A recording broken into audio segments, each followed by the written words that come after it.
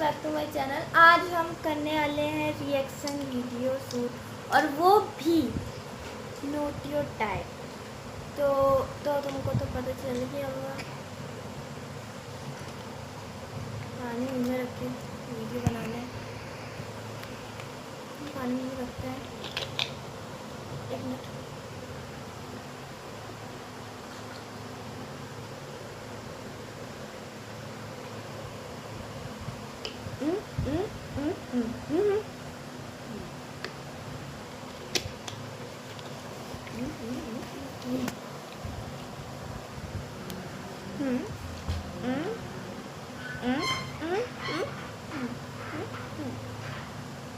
Recently मेरे दादाजी मुझसे बोले, बेटा हमारी जिंदगी का सबसे बेस्ट समय हमारा बचपन होता है। ये बोलकर वो अपने डायपर में हगने लगे। तो मैंने इस बात पे थोड़ा गौर किया और मुझे पता चला कि यस, बचपन सच में बहुत रैंडम होता है। बचपन में एक बार साइकिल की चेन चढ़ाते समय मेरा हाथ आ गया, तो मैं भाग के अपने अपाहिज दोस्त को भी ले आया कि उसके भी हाथ आ जाए। बचपन में मुझे मेरी दादी का चरित्र सही नहीं लगता था, क्योंकि वो मुझे डेली नया तारा दिखा के बोलती थी वो तुम्हारे दादाजी है। बचपन में मैं थोड़ा भोला भी था, ऐसे फालतू किसी को उंगली नहीं करता था, वरना फिर मैं 9 तक ही गिन पाता था। एक तो तब कोई भी आके गिनती पूछ लेता था, और उंगली करते समय गिनना कितना मुश्किल होता है पता है। बचपन में मैं और मेरा भाई हमेशा WWE देख के लड़ते थे, क्योंकि माँ बाप की चाहते लड़ने लायक थी नहीं। एक तो मेरा छोटा भाई बचपन में बहुत शांत स्वभाव का था, बेचारा स्कूल में भी सीनियर से बुली होता था। हाँ, वो सीनियर मैं ही होता था।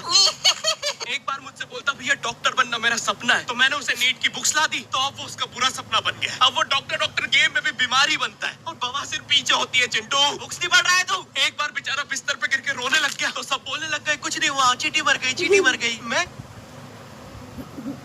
सोच रहा हूँ फिर अभी तक हम चींटियों वाले बिस्तर पे क्यों सो रहे थे। हाँ, घर में सबके पीठ पे ददोड़े हो रखे हैं। हाँ, ये नहीं गिरता तो हमें तो पता ही नहीं चलता बिस्तर पे चींटियां हैं। हम तो सोए जा रहे हैं चींटियों वाले बिस्तर पे। और स्कूल में जब भी ये छोटे भाई बैट में हक देते हैं, तो बड़े भाई को क्यों बुलाया जाता है? पता है कितनी घनघोर बेइज्जती होती है पूरी क्लास के सामने। और बुलाते भी इतने सस्पेंस है, वो देख के बड़े भाई का हकना निकल जाता है। ऐसे 2 छोटे बच्चे स्लो मोशन में भाग के आ रहे हैं। हाँ, वो उनकी नॉर्मल स्पीड है।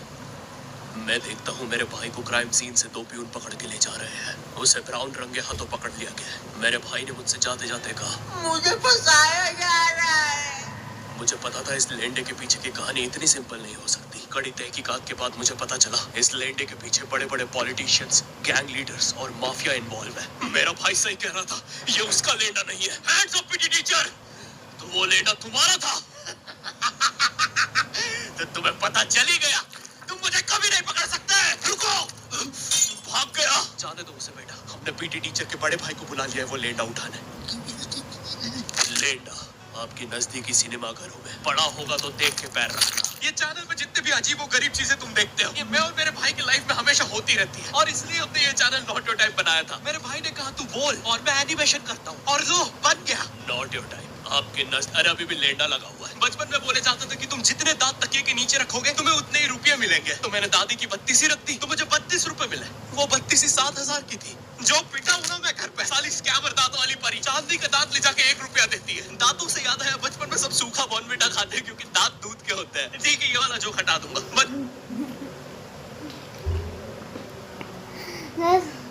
मेरा पूरा यहाँ पे जबड़ा दर्द होने लग गया था। इसमें एक चीज बहुत हंसी आ रही थी, पीटी टीचर का लेंडा, और उसका भाई बूढ़ा हो गया।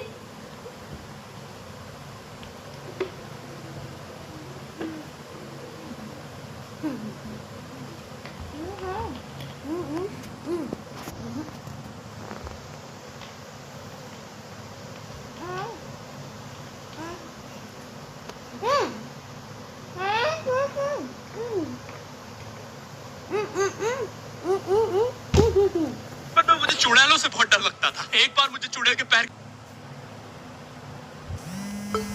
मैं उल्टा भागा, और फिर मैं चुड़ैल के ही घर में आ गया। हाँ, मैं फटी में भूल गया था उसके पैर उल्टे होते हैं। तो फिर मैंने सोचा इसका पीछे से सर फोड़ देता हूँ। सर फोड़ने गया तो वो उसका मुंह निकला। फिर से भूल गया कि साली चुड़ैलों के बाल भी मुंह पे होते हैं। आदमी को पता चले तो चले कैसे। जब मैं छोटा था नींद में बिस्तर भी बहुत गीला करता था। मेरी मम्मी हमेशा गुस्सा करती थी कि सोने से पहले सुसु किया कर। अब उन्हें कैसे बताऊं, फिर गीले बिस्तर में मुझे नींद नहीं आती। बचपन में मुझे गुस्सा भी बहुत आता था, तो मेरी मम्मी ने मुझे एक रेड स्टोन की अंगूठी पहना दी, और सरप्राइजिंगली उससे मेरा गुस्सा इतनी जल्दी उतरने लग गया, क्योंकि अब मैं जब अंगूठी पहन के लोगों को पीटता था तो गुस्सा इतनी जल्दी शांत होता था। वैसे ये अंगूठी मुझे एक बाबा जी के आश्रम से मिली थी। जब मैं वो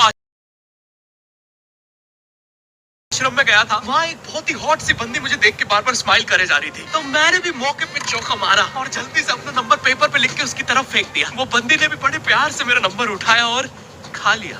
अरे भाई उसको भूत लगे, वो तब से सबको स्माइल दे रही है। हम भी सुबह से नंबर फेंक रहे हैं, अभी तक 2 किलो पेपर खा गई है। हाँ, अब तुम्हें भी ऐसे रैंडम भूतों या स्ट्रेंजर्स पास नंबर ना फेंकना पड़े प्यार के लिए, इसलिए आओ चले यहाँ तुम्हें मिलते हैं तुम्हारे कॉमन इंटरेस्ट के लोग।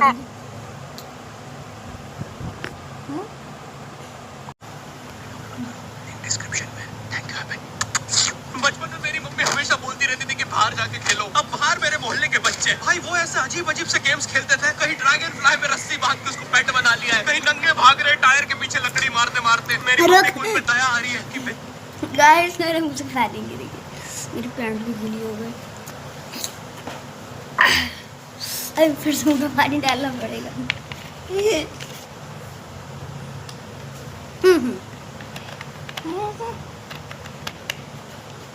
गरीब बच्चे किसी भी चीज से खेल लेते हैं, फिर हमारी कार पलट जाती है। हाँ वो टायर हमारी कार का था। और मुझे एक बात बताओ, चक्के से खेलने पे वो गरीब कैसे कंसिडर हो रहे हैं? क्या पता उनने कार खरीद के चक्का निकाला हो, क्या पता लैम्बोर्गिनी के चक्के से खेल रहे हो। नहीं तुम्हें कैसे पता चल रहा है वो गरीब है या अमीर? और एक चक्के से इतनी सारी एक्टिविटी करेंगे ये लोग। कभी चक्के में रस्सी बांध के झूला बना दिया, कभी झूले से फेंका के खुद को लूला बना दिया, कभी लूले में झूला बांध कर हुला हू बना दिया। ये इतने हरामी बच्चे थे, इनके साथ कोई भी घर नहीं खेलता था, क्योंकि घर ये जुए में लगा के हार जाता है। ये वो बच्चे जिन्हें तुम रिमोट कंट्रोल कार भी दोगे तो उसकी मोटर निकाल के पंखा बनाएंगे। एक बार इन्होंने रिमोट कंट्रोल रिमोट बनाया था। तुम अगर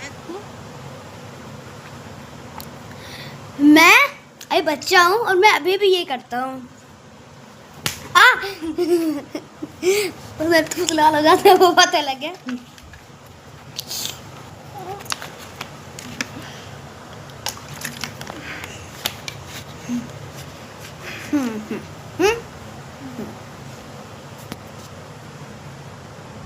रिमोट पे बटन दबाओगे तो इस रिमोट पे बटन दबेगी बस।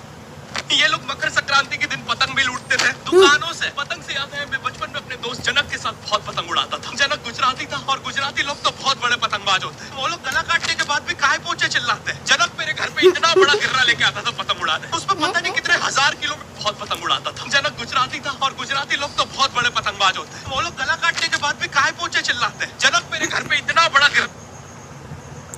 गाय पोछे, हम आई पोछे चिल्लाते। गाय पोछे क्या होता है ये?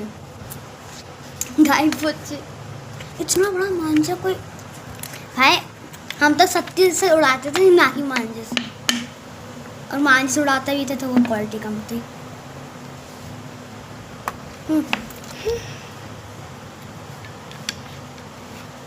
लेके आता था पतंग उड़ाने, उसमें पता नहीं कितने हजार किलोमीटर का मांझा लपटा होता था। हम दोनों का सपना था उस गिर्रे की पूरी ढील देना। एक बार तो गिर्रा खाली होने ही वाला था, पर वो पतंग तो घूम के हमारे पीछे से आ गई। हमने हमारी ही पतंग काट दी। तो इस बार हमने सोचा पतंग पूरी परपेंडिकुलर उड़ाएंगे, स्ट्रेट।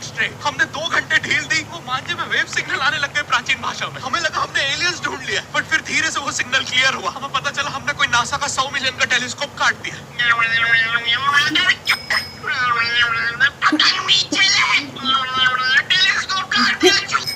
नासा का टेलीस्कोप जैसे ही नीचे गिरा, बच्चों से पहले इसरो ने लूट लिया। बहुत वियर्ड था, इतने सारे बुड्ढे छत कूद के भाग रहे थे। एक तो जनक के मांझे में इतनी सारी गठाने होती थी, वो मांझा इतना भारी हो जाता था, हम चौथे माले से पतंग उड़ा रहे, वो दूसरे माले पे उड़ रही है। बचपन में बोला जाता है किसी भी स्ट्रेंजर से बात नहीं करते, तो फिर मैं इशारे करता था। तो फिर दादी मेरे चरित्र पे सवाल उठाती थी। दादी से याद है पुराने जमाने में एंटरटेनमेंट के लिए कुछ होता नहीं, तो लोग 7-7, 8-8 बच्चे पैदा कर लेते थे ताकि उन्हें जायदाद में लड़ता देख मजे ले सके। मेरे पापा के 5 भाई और 4 बहनें, टोटल 9 बच्चे। मेरी दादी ने जिंदगी के 9 साल बस बच्चे दिए। दादी ने 9 दिन तक पेट में इतनी लातें खाई है, उनके अंदर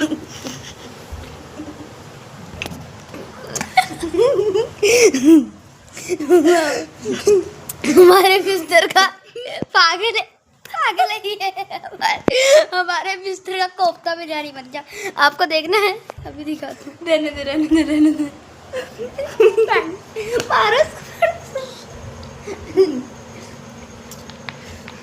नाइस। वो फोन पे भी पानी गिरा दिया। पानी भर रहा है, इसलिए मेंटल है। और मेरी क्या गलती है? गाइस हमने इतना पानी भर के पिया और फेंका, ये देखो इतनी बोतल खाली हो गई। पूरी फुल।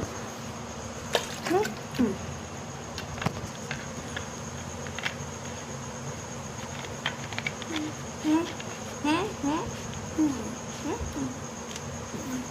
उन्हें जायदाद पे लड़ता देख मजे ले सके। मेरे पापा के 5 भाई और 4 बहनें हैं, टोटल 9 बच्चे। मेरी दादी ने जिंदगी के 9 साल बस बच्चे दिए। दादी ने 9 साल तक पेट में इतनी लातें खाई है, उनके अंदर से एब्स आ गए थे। मेरी दादी लिटरली अंदर से टूट चुकी थी। उनका इतनी बार ऑपरेशन हो रखा है, उनको डॉक्टर ने टांकों की जगह चेन लगा दी थी। भाई आज के जमाने में तो इतने बच्चे कोई पैदा नहीं करता, उल्टा अबॉर्शन करवा लेते हैं। और यस, मैं अबॉर्शन बोलूंगा क्योंकि मुझे जेल नहीं जाना। एक तो इंडिया में भी अबॉर्शन करवाना लीगल है, लेकिन बच्चे का जेंडर जानना इलीगल है। मतलब तुम मार तो सकते हो, लेकिन किसे मार रहे हो ये पता नहीं कर सकते। तो देखो अब रिस्क कितना बढ़ गया है। क्या पता अंदर शेर बैठा हो या कोई बड़ा गैंगस्टर, क्योंकि तुम्हें तो पता नहीं है तुम किसकी सुपारी दे रहे हो। क्या पता वो अंदर बंदे लेके बैठा हो। बचपन में सबके मम्मी पापा डराते हैं, मस्ती मत करो वरना बोर्डिंग स्कूल भेज देंगे। और मुझे बोर्डिंग स्कूल से इसलिए डर नहीं लगता था कि मैं वहाँ जाके अपनी फैमिली से दूर हो जाऊंगा। मुझे बोर्डिंग स्कूल से इसलिए डर लगता था क्योंकि वहाँ पे वो बड़े दांतों वाला ईशान अवस्थी होता है। मैंने पहली बार जब तारे जमीन का ट्रेलर देखा था, तो उसमें वो पागल बच्चे ने आतंक मचा रखा था। फिर मैंने मूवी का नाम पढ़ा, तारे जमीन पे। मुझे लगा बिछाए होंगे इस पागल को पकड़ने के लिए, शॉक वॉक देना होगा तारों से। इसके तो दांत भी इतने बड़े हैं, सारी तारे काट देता होगा। मुझे ट्रेलर देख के लगा कोई एक्शन मूवी है, आमिर खान जोकर बना हुआ है। मुझे लगा यही तारों का जाल बना के पकड़ेगा पागल को। ट्रेलर देख के तुम्हें क्या ही समझ में आएगा। एक शॉट में आमिर खान बोल रहा है, आपके बच्चे को डिसलेक्सिया है। मेरे मुंह से इतना पानी निकल रहा था। गांव के बच्चों के तार। मेरी अपनी बहन की भी टी शर्ट यहाँ पर गीली कर दी। मेरा मन कर रहा था फेंक दूँ मुझसे यार।